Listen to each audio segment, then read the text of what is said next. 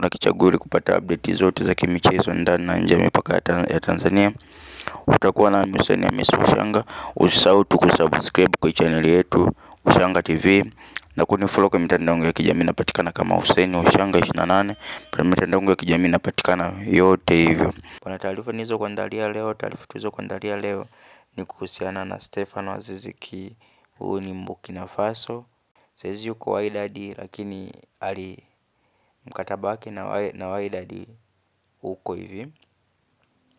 Aziz Ki bado ana nafasi ya kurudi Yanga, tena nafasi kubwa sana ya kurudi Yanga, kwa sababu Aziz Ki alijiunga na Wydad kwa mkopo mfupi kwenye kipengele cha kununuliwa mazima kabla ya tarehe 10 mwezi wa 7. Kwa mfano Aziz Ki akifanya vizuri paka mwezi wa 7, paka tarehe 10 mwezi wa 7, anaweza akanunuliwa mazima kutokana na performance yake na uwezo alioonyesha na kulizika kwa kocha kwa kiwango alichokionyesha.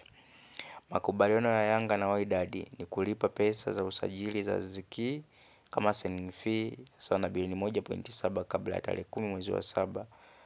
La sivyo Aziz Ki atarejea nchini. Walikuwa wamekubaliana, au tuseme makubaliano ya Yanga na timu ya Wydad Casablanca yalikuwa kuilipa ile signing fee ile bilioni 1.7 ambao walikuwa wamekubaliana, ili kama ya kumuuza au kama ya kuvunja mkataba wa Aziz Ki, kwa sababu Aziz Ki alikuwa na mkataba mpaka 2026. Lakini mkataba wake ndio hivyo alikuwa umebakia mwaka mmoja, kwa kuvunja mkataba ilikuwa ni bilioni 1.7. Sasa na hiyo bilioni 1.7 ilikuwa inatakiwa itolewe kabla ya tarehe 10, kabla ya tarehe 7, kabla ya tarehe 10 mwezi wa 7 2025. La sivyo Aziz Ki anawezekana kurejea Yanga.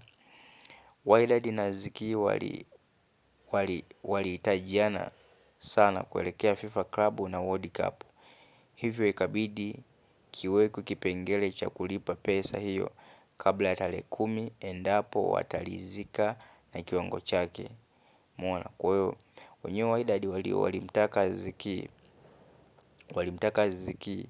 Wao walimhitaji Aziz Ki sana, kwa sababu kuelekea kwenye kuna FIFA Club World Cup ambazo zilikuwa zinafanyika kule Marekani.